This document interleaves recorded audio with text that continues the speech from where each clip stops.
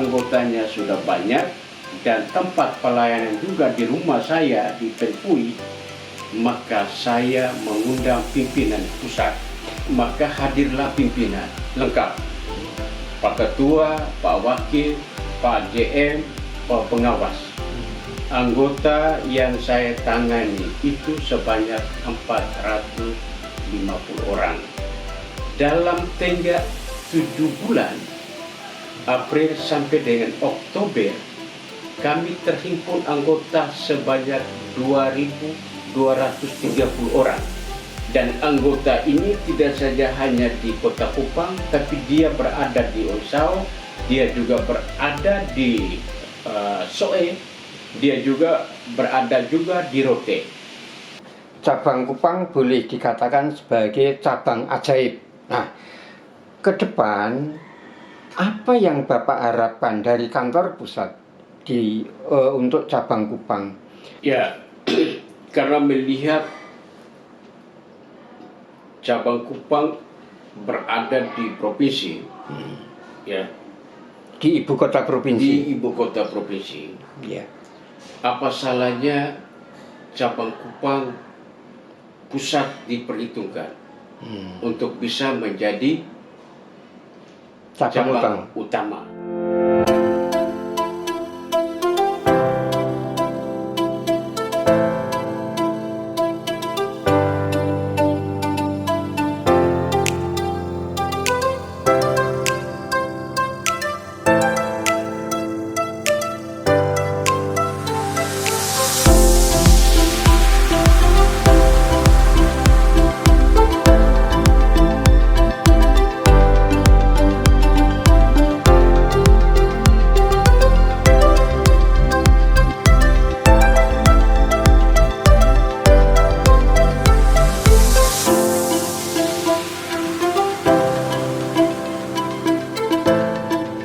Sahabat terkasih, hari ini UKM Aufi mendapat kesempatan istimewa berkunjung ke Koperasi Kredit Pintu Air cabang utama di Kupang. Cabang di Kupang adalah cabang rintisan pengembangan dari kantor pusat yang ada di Maumere. Pak Aloysius adalah tokoh gerakan yang mengembangkan Kopdit Pintu Air Maumere di Kupang. Beliau ini pekerja keras, pantang menyerah, menginspirasi teman-teman junior, juga mampu membuka lapangan kerja, itu yang pasti karena lembaga ini harus menciptakan lapangan kerja sebanyak-banyaknya. Kami ingin mengulik seberapa besar perjuangan Pak Aloysius di dalam mengembangkan Kopdit Pintu Air di Kota Kupang sebagai ibu kota provinsi NTT. Baik, terima kasih Pak Damianus Mariono, UKM.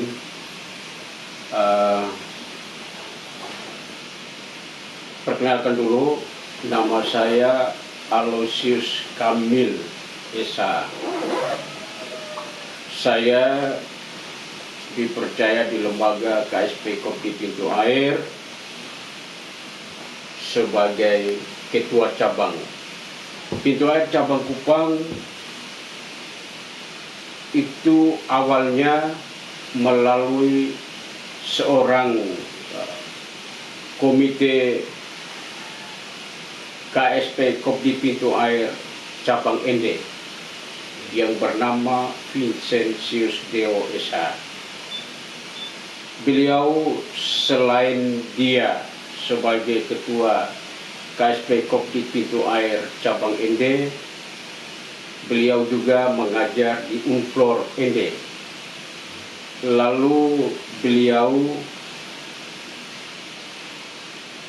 mengikuti pendidikan di Kupang, mengambil S2.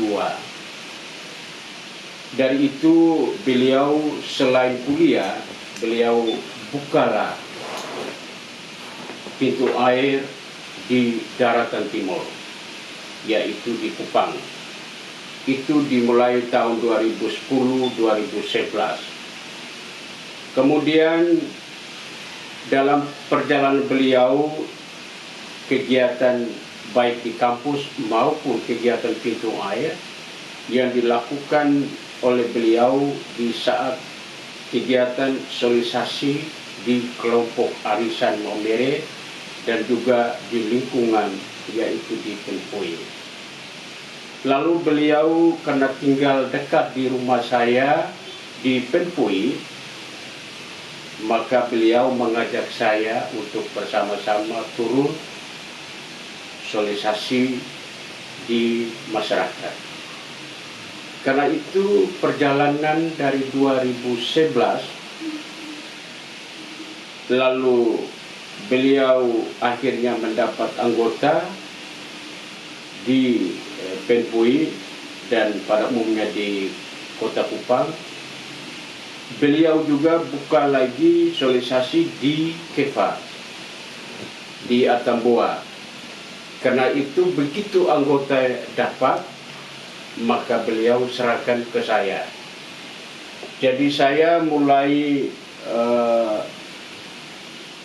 diminta untuk menangani kelompok Penpui, yaitu tahun 2012. Nah, di saat itu saya akhirnya menangani anggota di tahun 2012. Dalam perjalanan itu maka anggota terkumpul sampai dengan 450 orang.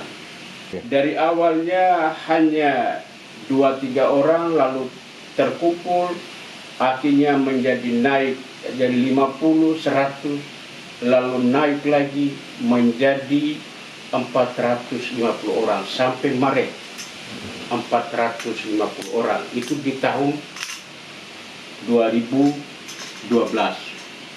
Lalu karena angka ini menjadi besar dan juga saya menjadi beban, karena waktu itu saya masih kerja sebagai PNS, yaitu di kantor di KKBN Kota Kupang. Karena saya melihat anggotanya sudah banyak dan tempat pelayanan juga di rumah saya di Penpui, maka saya mengundang pimpinan pusat. Jadi cabang Kupang ini awalnya sempat berkantor di rumah ya Pak? Ya, berkantornya di rumah saya di Penpui, di Jalan San Juan 2, Penpui. Ya. Nah, dari itu maka hadirlah pimpinan lengkap. Pak Ketua, Pak Wakil, Pak JM, Pak Pengawas. Mereka datang. Lalu saya sampaikan kepada pimpinan bahwa anggota yang saya tangani itu sebanyak 450 orang. Lalu kesulitan saya di mana saya masih pegang di dinas, masih kerja di dinas. Masih ASN? Ya, ASN, pegawai negeri. Ya. Nah, karena itu maka waktu itu karena saya tidak tahu menahu tentang koperasi, saya hanya berani saja untuk saya layani. Tetapi soal bagaimana mengolah pintu air ini saya sama sekali tidak tahu. Tetapi karena keberanian, tetapi karena dipercaya, maka saya siap untuk membantu. Sehingga permintaan saya ke pimpinan waktu itu Pak Yakobus Jano, yaitu saya pilih 2. Yang pertama, kalau bisa dipindahkan tempat pelayanan, cari kontrak. Atau kalau tidak saya minta keluar, karena saya juga masih dinas di saat itu. Sampai katakan Pak Alo, jangan keluar. Karena anggota yang 450 orang itu yang tahu hanya Pak Alo. Nah, lalu kalau Pak Alo meminta untuk carikan kontrakan, kami siap. Nah, karena itu maka kami carilah tempat kontrak yang dapatnya di Oipopo. Jadi tidak boleh keluar, tetapi ini hanya upaya untuk memindahkan tempat. Tempat ya, Oke. memindahkan tempat.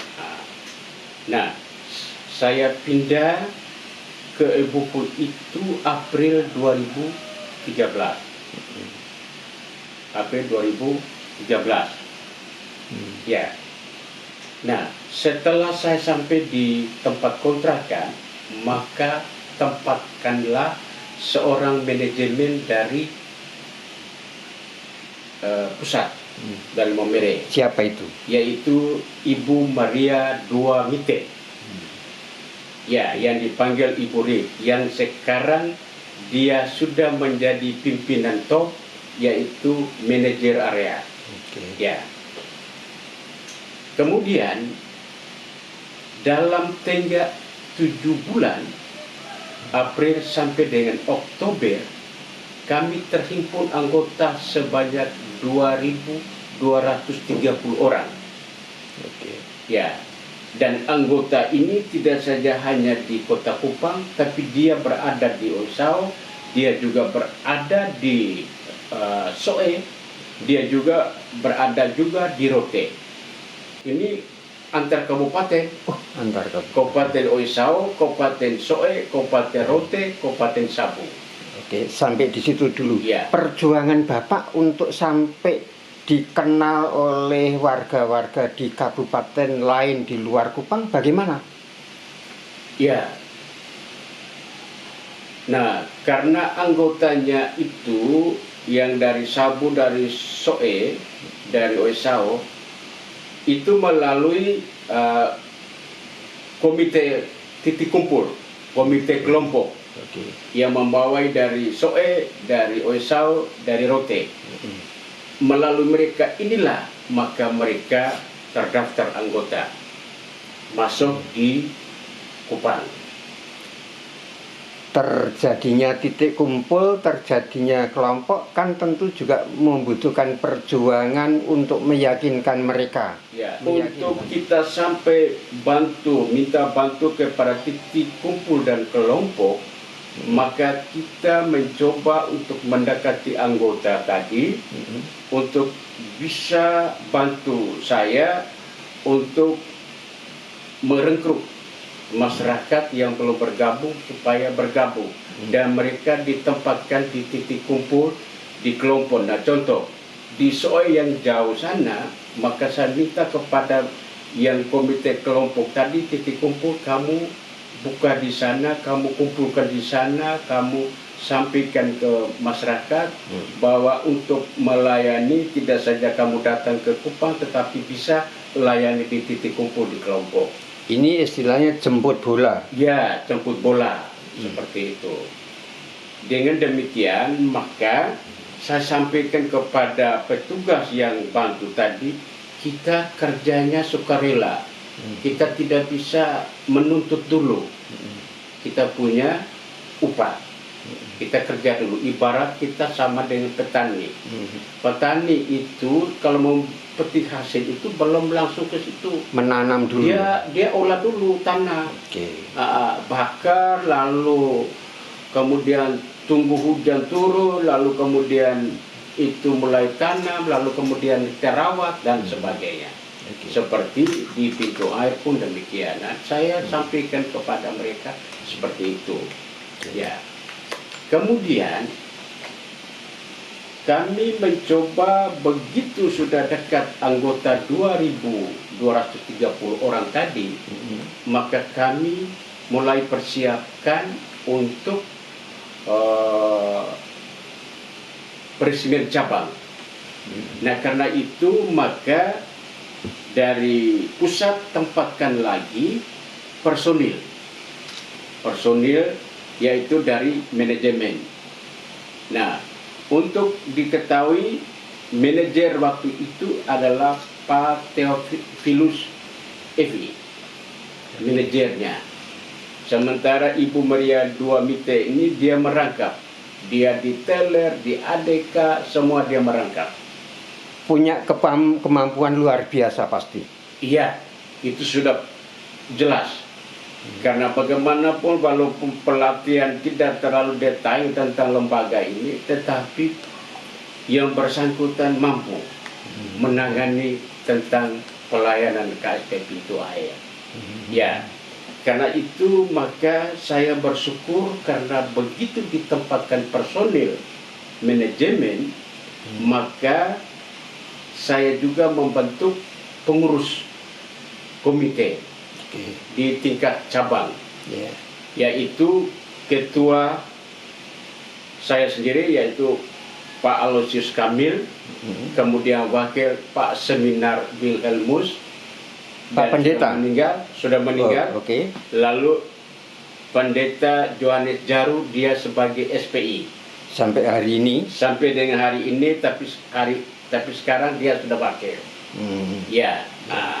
Nah, personil kami waktu itu sudah lengkap, maka terjadilah di tanggal 26 Oktober 2013 resmi menjadi cabang. Dan waktu itu yang diresmikan oleh Wakil Wali Kota Dr. Herman Mann, almarhum sudah meninggal. Pada waktu itu anggota sudah mencapai berapa, Pak? 2.230. Asetnya sekitar 2 miliar lebih. Ya. Padahal belum resmi sebagai cabang. Belum resmi. Itu artinya kepercayaan masyarakat sangat besar. Sangat besar, sangat tinggi tentang Pintu Air. Membangun kepercayaan masyarakat itu bagaimana, Pak? Belum menjadi kantor cabang resmi sudah begitu besar. Ya, karena kami tidak saja hanya berada di kantor, tapi kami berada di lapangan. Menyampaikan kepada masyarakat, inilah Pintu Air, dan dengan trik-trik yang kami lakukan, yaitu memberikan sosialisasi kepada mereka, apabila kalau kamu mau pinjam, kamu harus simpan dulu, ya. Lalu di lembaga ini sangat tersentuh berkaitan solidaritas, yaitu solidaritas kesehatan dan solidaritas duka cita. Dan apabila kalau terjadi, maka lembaga ini tidak tanggung-tanggung untuk memberikan bantuan. Jadi kehadiran konkret di lapangan itu membangun kepercayaan yang bisa dikatakan luar biasa ya, Pak. Karena belum resmi menjadi cabang saja sudah begitu besar ya. Ya. Lalu setelah kami resmi 2013, masuk 2014 kami persiapkan lagi untuk titik kumpul di di Soe. Di Soe. Di Soe.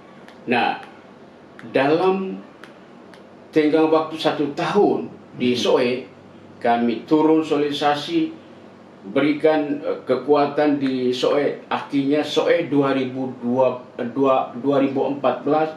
kami lepas Soe menjadi cabang pertama, yaitu cabang Kupang. Itu 2014. Ya. Lalu kemudian di tahun 2014 yang sama, kami dipercayakan oleh Dinas Koperasi Provinsi untuk mengikuti kegiatan hari ulang tahun Koperasi Provinsi yang diselenggarakan di Oisau. Dan kami diminta untuk membawa anggota 1.000 orang, ya, dengan lengkap kostumnya, ya.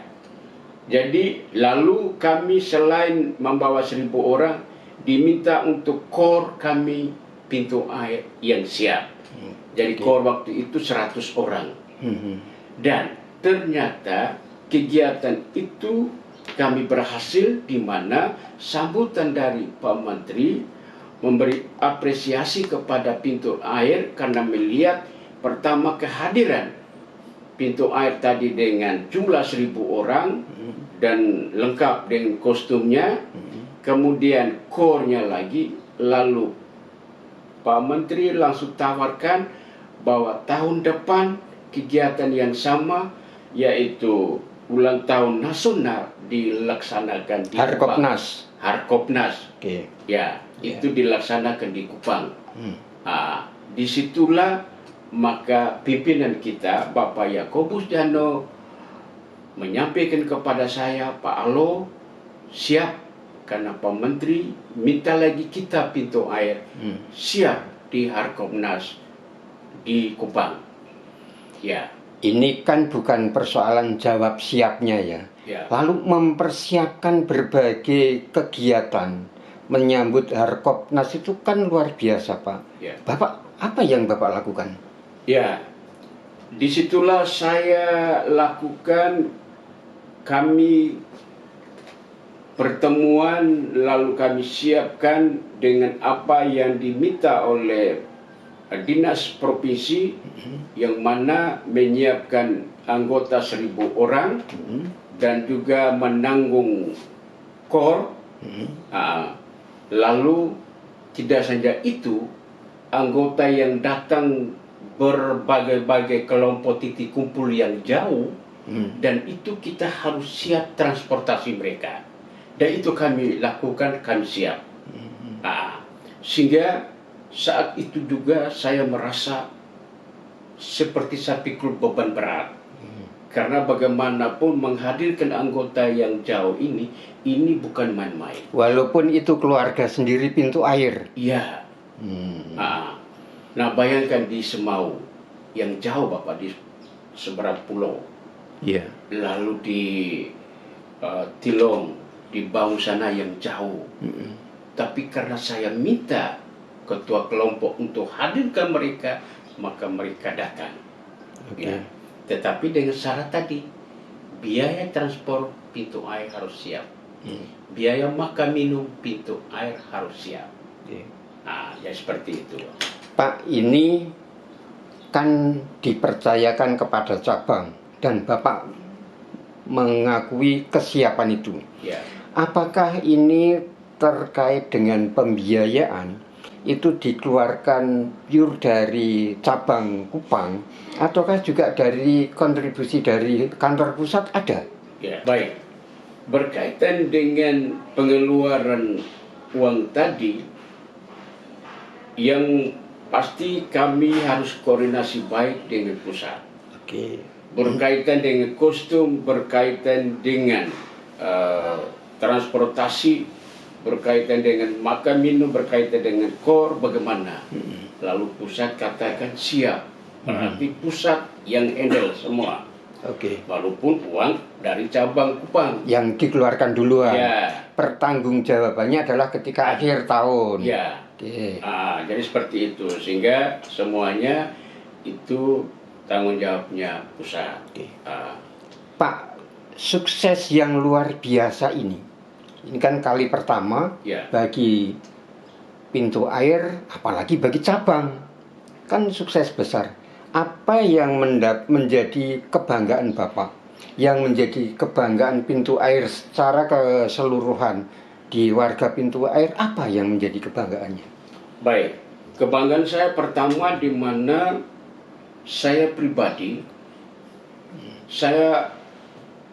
awalnya saya merasa saya tidak bisa, saya tidak mampu. Tetapi karena saya dipercaya oleh lembaga, maka apapun saya harus siap, saya harus jalani. Nah, karena itu bagi saya bersyukur sekali kepada lembaga. Terlebih karena itu melalui doa, saya berterima kasih kepada Tuhan. Karena Tuhanlah yang memberikan saya pekerjaan. Kemudian di masyarakat, karena apapun yang kita sampaikan kepada anggota, kepada masyarakat, itu yang harus kita terapkan. Contoh, kalau terjadi anggota sakit, terjadi anggota meninggal, kita harus melayani mereka, kita harus membantu mereka. Sakit di rumah sakit, kita pergi jenguk, pergi lihat. Kemudian mati, kita langsung pergi antar. Itu menjadi haknya ahli waris.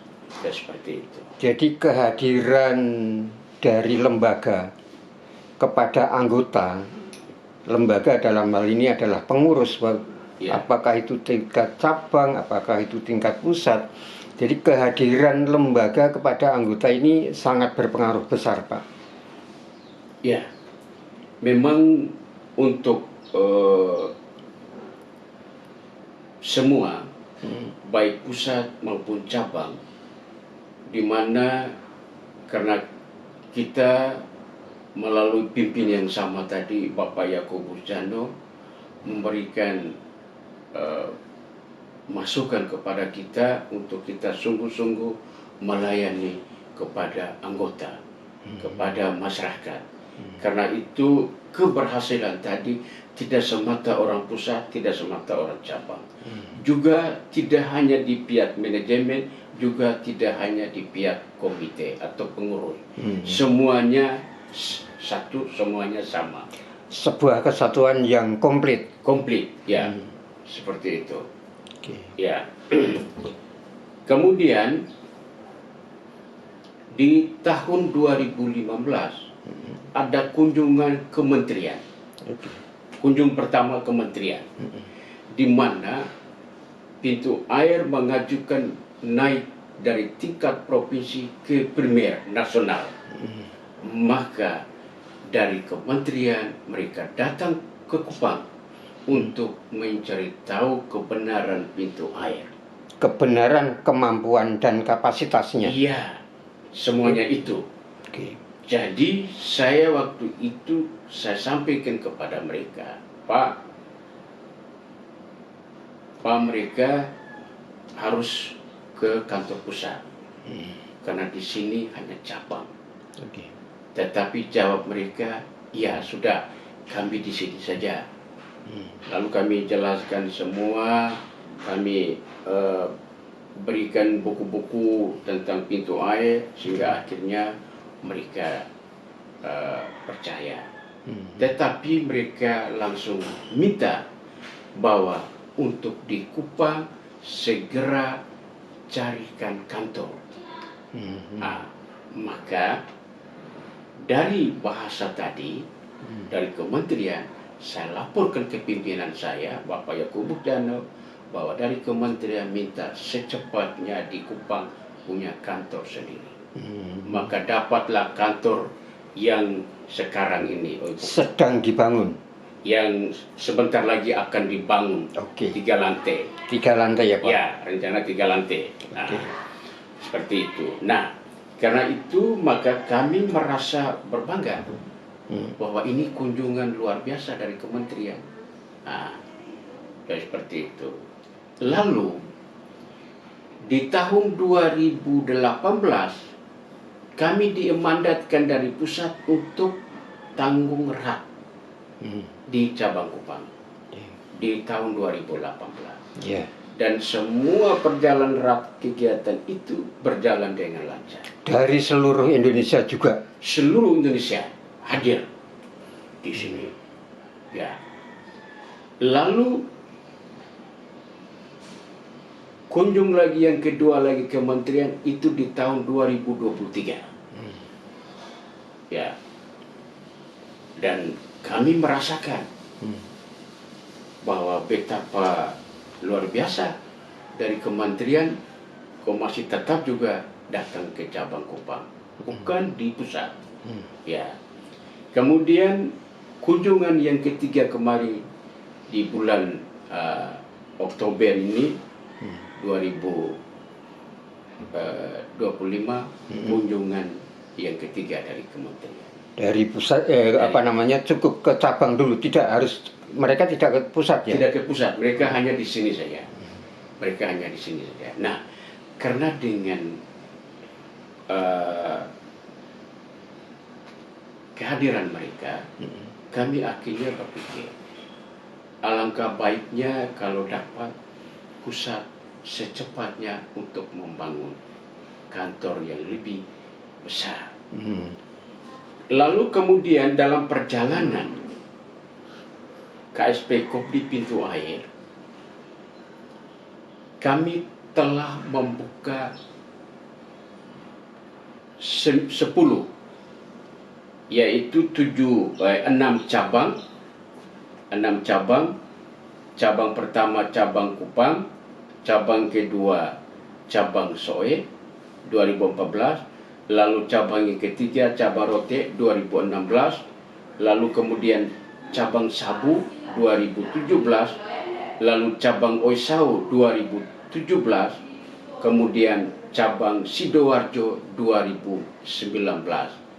Ya, ini 6 cabang ini yang kami lepas. Ya, kemudian kami lepas lagi 2 KCP.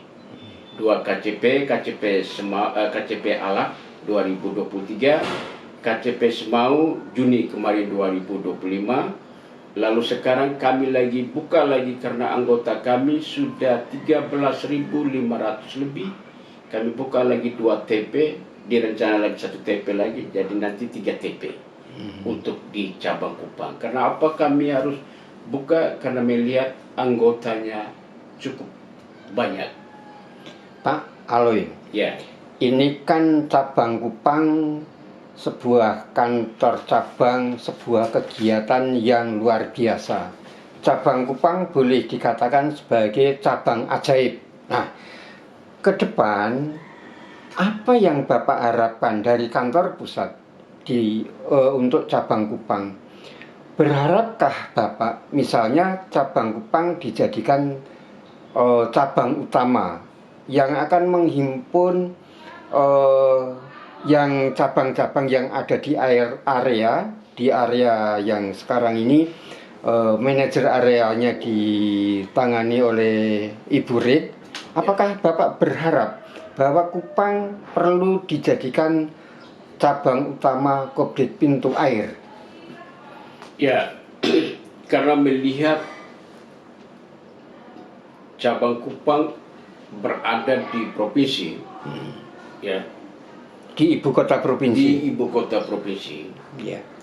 Apa salahnya cabang Kupang pusat diperhitungkan untuk bisa menjadi cabang utama? Oke. Ya, karena semuanya melalui pusat.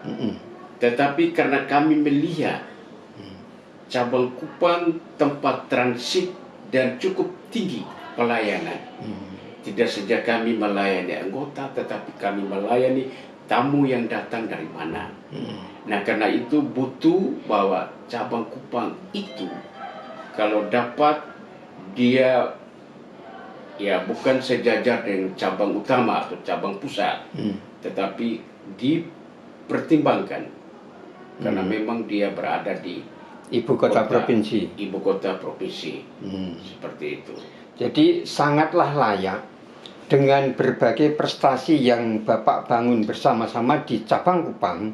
Kalau Kupang menjadi cabang utama Kopdit Pintu Air di luar Momere, karena di Momere sudah ada cabang utama kan. Nah, kalau seperti itu Pak, ketika Bapak mendapat kesempatan mengelola cabang utama Kupang, apa yang Bapak konsepkan ke depan untuk mengembangkan cabang yang sudah menjadi anak ajaib begitu pesat itu Pak? Ya, karena memang saya melepas anak cabang tadi tidak segampang, tidak semudah. Dan karena itu saya berpikir sebaiknya saya jangan melepas mereka. Dalam tanda kutip saya harus selalu kontrol mereka, membantu mereka. Nah, dengan demikian karena memang sekarang kami masuk area-area, ya, contoh di Timur Barat ini itu sudah menangani 6 cabang bahkan 7. Dan ruang geraknya cukup besar.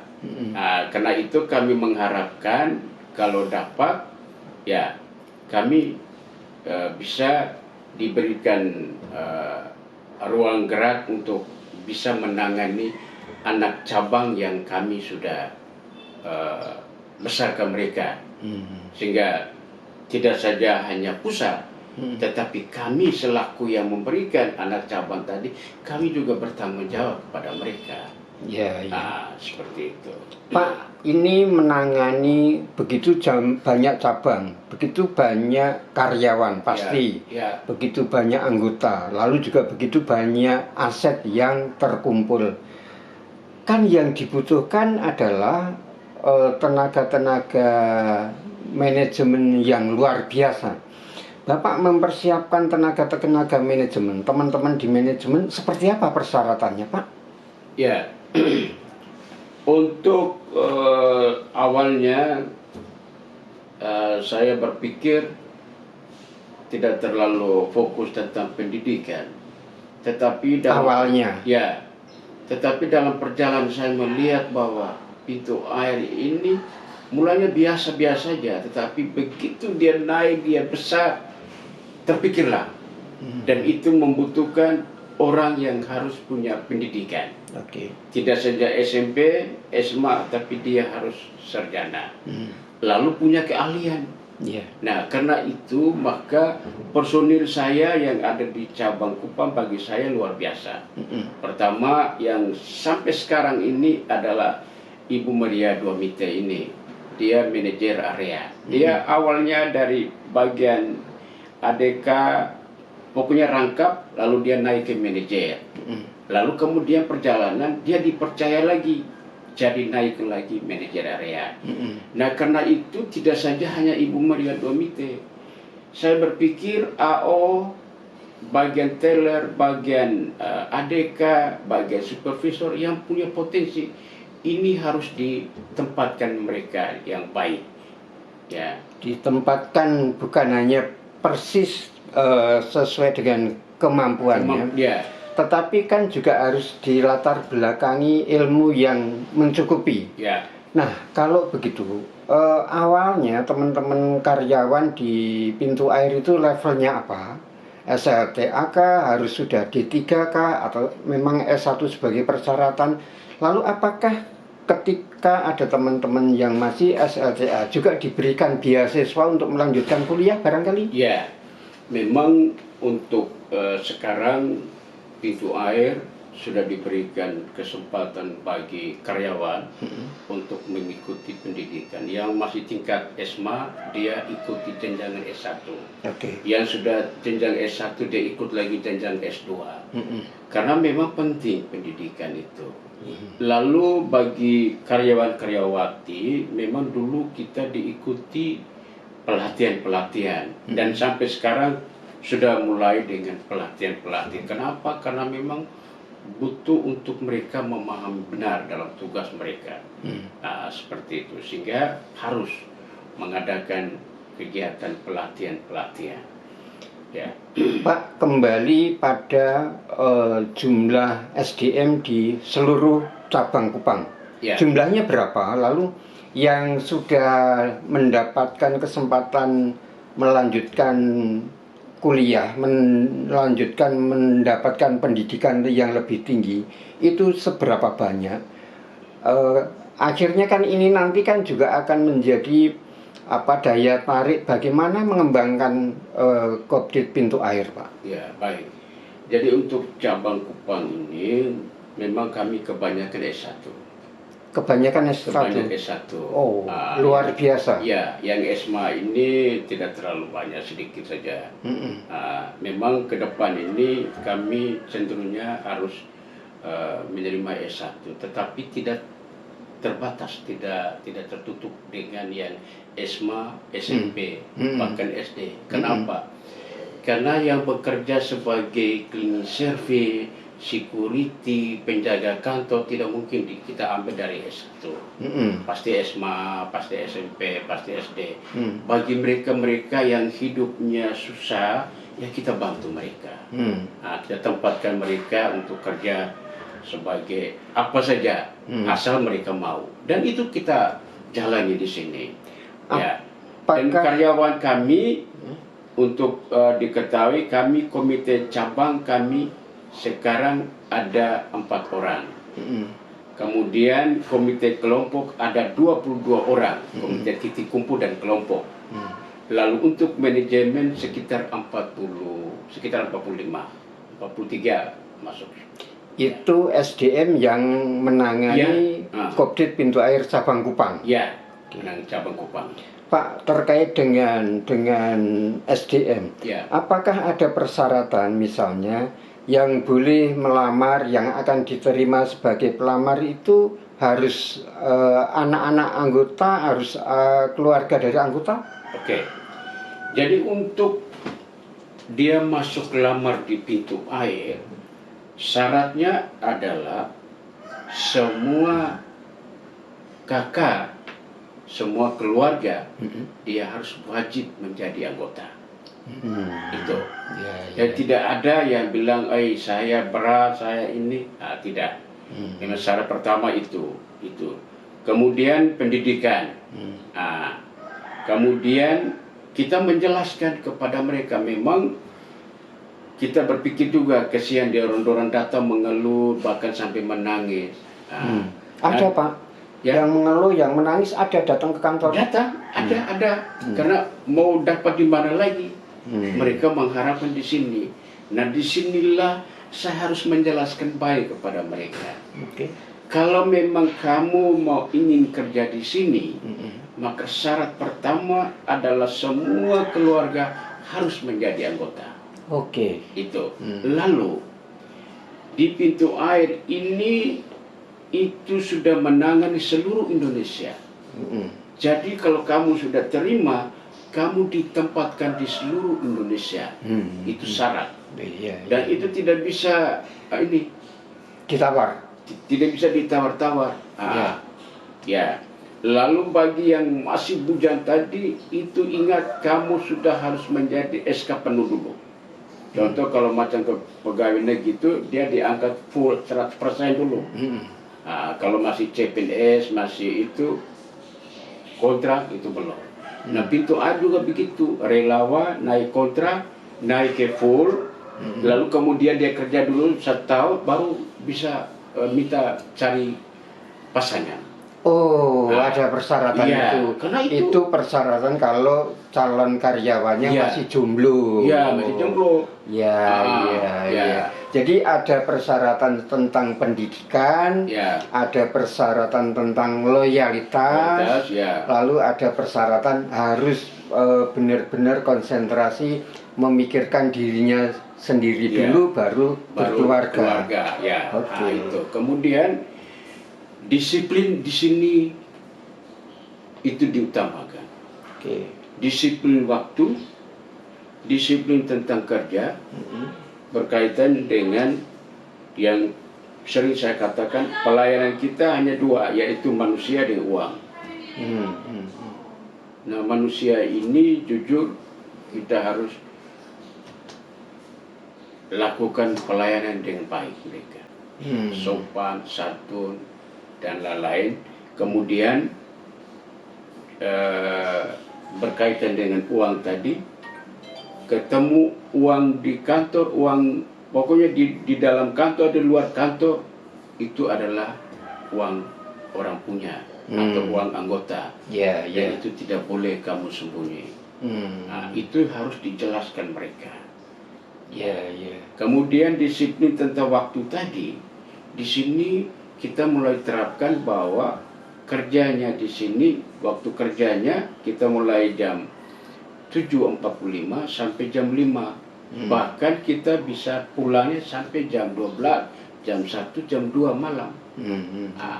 Dan itu kita harus terbuka dengan mereka. Sehingga kalau semua yang kita sampaikan tadi, dia mampu, dia terima, silakan.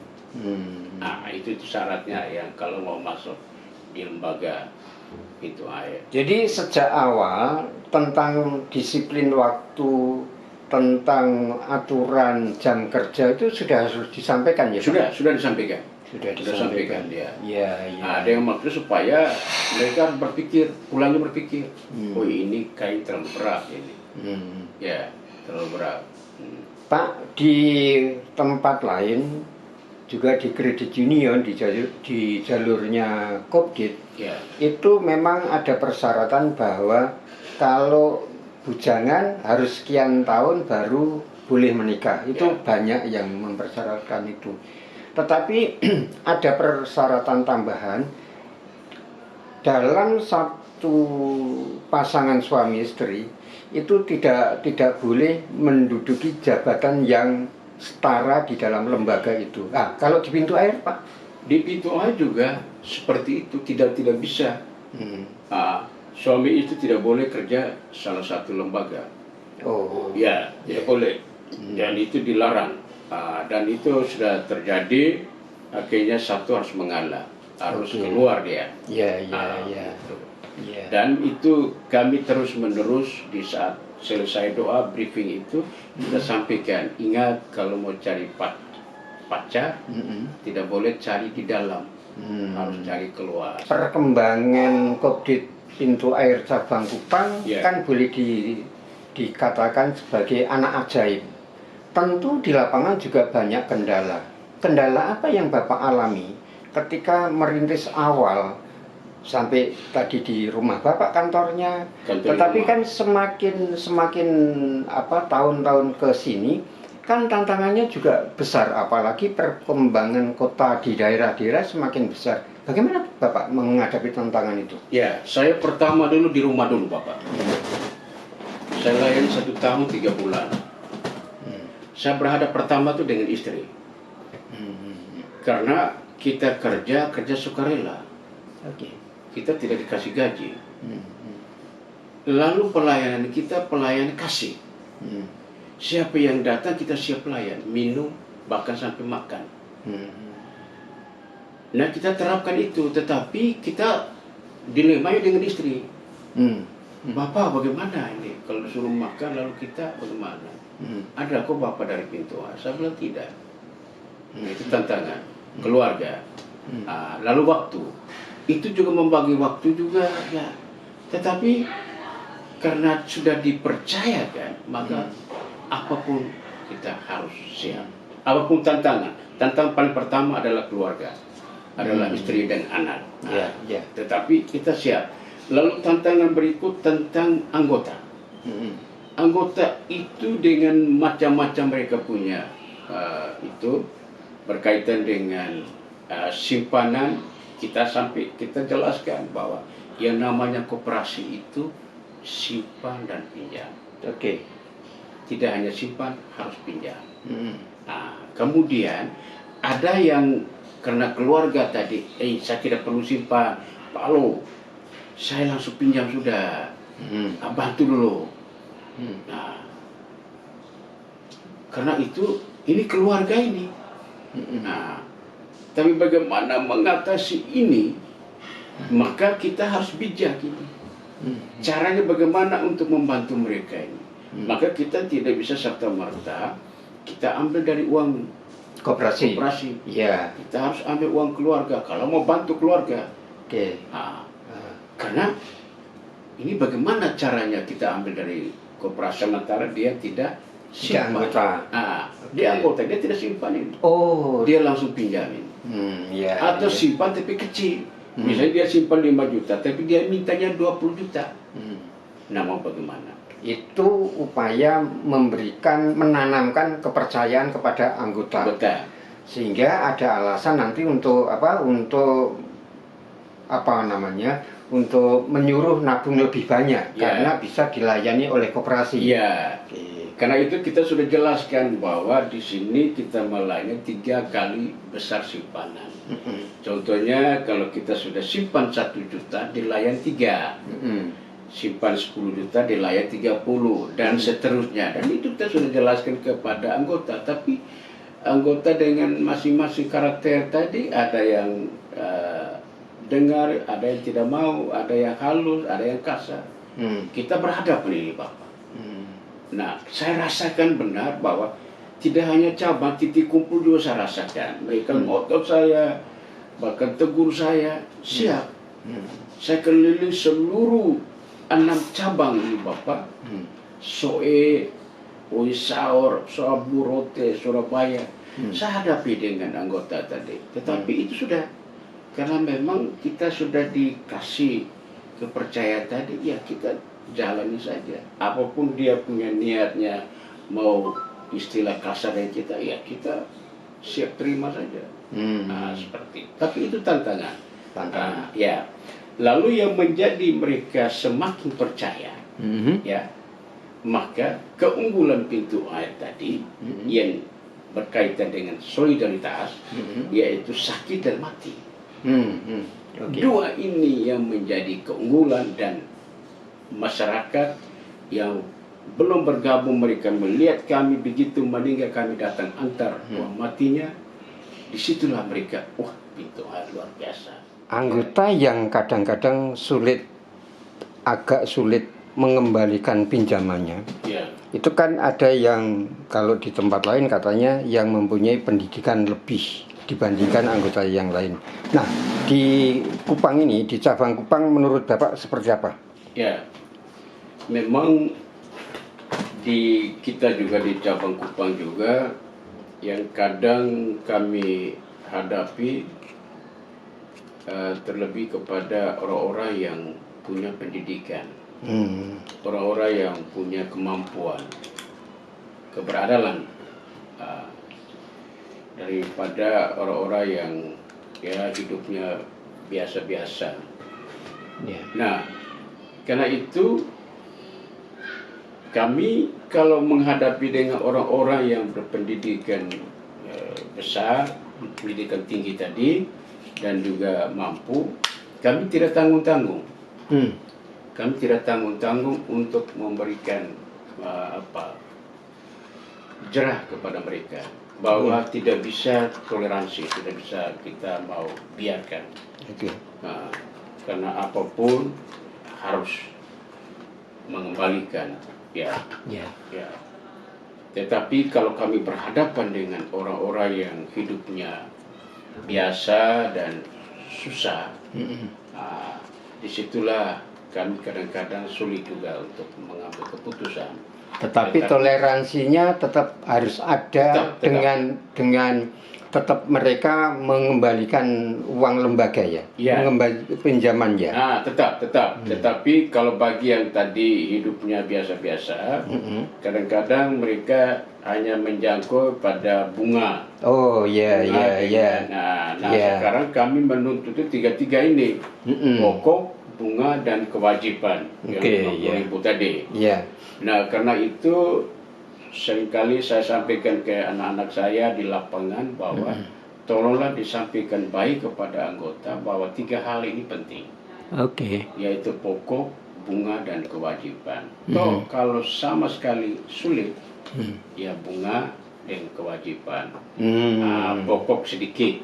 Karena nanti akan tetap bertambah kan, kewajiban tabungannya kan. Ya seperti itu. Nah, yang sedikit itu bagi orang-orang yang ya hidupnya mampan, tetapi dia tahu, tapi dia masa bodoh. Tetapi kami tidak bisa membiarkan. Kami turunkan tim, ya, supaya mengingatkan dia. Dan kalau sudah turun tim, otomatis dia tidak bisa silih. Pak Alo, kan karena ini di ibu kota provinsi, anggotanya kan pasti di provinsi lebih tinggi barangkali secara rata-rata anggota, ya, untuk pendidikan kan barangkali secara rata-rata lebih tinggi. Nah, dibandingkan dengan teman-teman yang ada di daerah tadi, di kabupaten jauh-jauh itu, tingkat kedisiplinannya lebih tinggi mana, Pak? Kalau kita lihat itu lebih tingginya yang di bawah. Di daerah-daerah tinggi. Mereka itu mau dikatakan perasaan. Lalu apapun kalau sudah tegur satu kali mereka ikut. Tapi persoalan di kota ini, orang-orang mengerti ini. Ini sudah. Ini kecuali kalau orang bayar, kita dengan tekanan. Dengan keras. Itu baru bisa. Ini kan perjuangan hasilnya luar biasa. Tentu Bapak mempunyai kenangan tersendiri.